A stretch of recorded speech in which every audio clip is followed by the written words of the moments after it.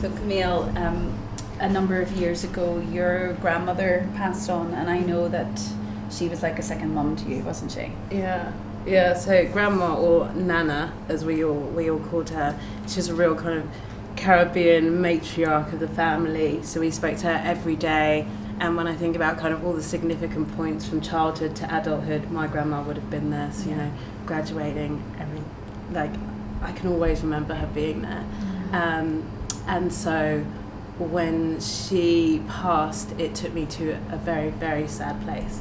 And I'm naturally quite a happy person, so I tried to stiff up a lip it and be okay and be fine about it. And I just couldn't. I remember thinking, you know, if anyone wanted to get to me right now, they would have to wade through the biggest quagmire of grief and sadness to get anywhere near me right now, because I am just in a place where I can't pull myself back from. I remember someone was telling a story about sheep, that when they fall on their back, they can't get back up again. Sheep. Only the shepherd can pick them up. Yeah. And I'd fallen over, and I could not, and I couldn't understand it. I could not put myself together. I could not put myself back, and I could not move on for it. I was like, I don't know if you heard that Sia song, I'm in Here. No, I don't know that. And there's a line in it, and it says, I need you to hold all of this sadness I cannot, that's living inside of me, and I really needed someone to carry it, but I also couldn't get to a place where I could even, I don't know, like lift it up, or who could carry it. I think, you know, time passes and you kind of become okay.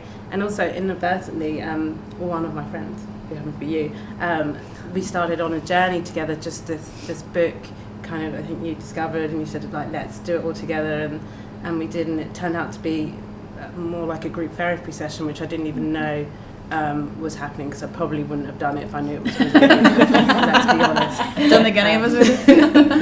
But that brought a lot of healing, and actually brought friends around me who I could then open up and be like, actually, I'm in a really hurting place, and allowed me to grieve that openly, and to walk through that as well. How long of a process? I mean, do you feel that now, obviously, you've managed to be able to sit here and talk about it? Yeah. You know, how do I say?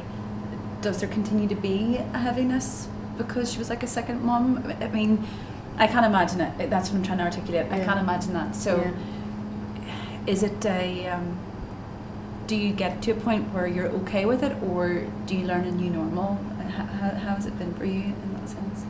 There's a different sadness this time. So there's always going to be a sadness. So getting married, I would have loved my grandma to be there. I would have actually loved my grandma to have met my fiance, and there's a sadness that's not going to happen, but there's a hope now in the sadness, where before I was hopeless, and I didn't know how to find joy again, and I didn't know how to even be okay again.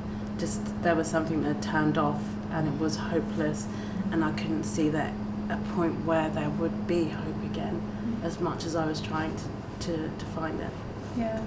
And do you feel that shift started when, actually it's something, funnily enough, that a lot of girls have talked about already, when you began to open up and talk? Did you find that helped with the shift for you? Yeah, it was really, I think time does help, but it was really, I think, going through that session, or that journey that we decided to kind of do together as a group of friends. I think each of us were grieving different things in our life, and talking about it and sharing it, and almost given that space to just be really broken. Okay, there was space to like actually fall. I think I was worried about falling apart, because if I completely lost it, then I didn't know how, if I was already at that place, if I'd give an open door to that grief, how could I get back? But to have a point where, and that session was a really good session. I would recommend anyone to get counselling, but it does take you to a point where you grieve, you open the door, and then you're able to be built back up. And that was a really important part in that journey and transition for me, and also realising that I couldn't do it on my own. It wasn't something that it wasn't a deficiency in me. It just wasn't something I could do on my own. I needed help. I needed someone to help me carry what was too much for me. Yeah. Are you like your grandmother? Do you have similarities to your grandmother, do you think? Yeah, she's feisty.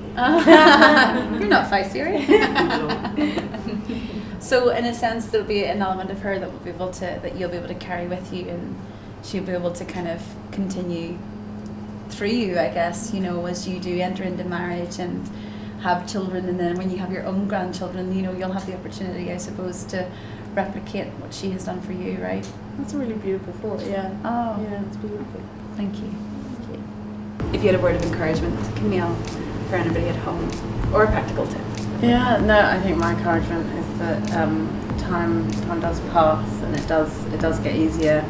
And I think Jenny said about celebrating that person, that's a beautiful thing, and just not feeling again that crying, as you said, is not vulnerable. So being able to be vulnerable in a safe space, whether that's going to someone for help or finding a friendship group where you can let it out and allow them to help you come back from that. Next time on the 7 series. Actually, no. You know, it's not me. It's an issue, and it's not even this person. It's the addiction.